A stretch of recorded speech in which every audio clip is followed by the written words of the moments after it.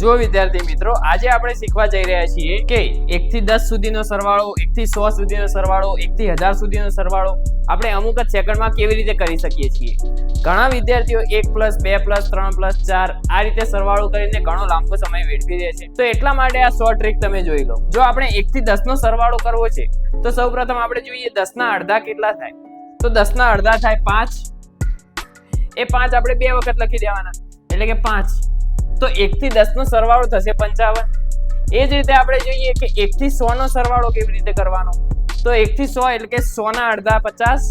તો 50 આપણે બે વખત લખી દેવાના, તો 50 એટલે કે આપણો જવાબ થઈ જશે 5050। તો 1 થી 100 નો સરવાળો 5050। એ જ રીતે 1 થી 1000 સંખ્યાઓનો સરવાળો કેવી રીતે કરવાનો। તો 1000 ના અડધા થશે 500।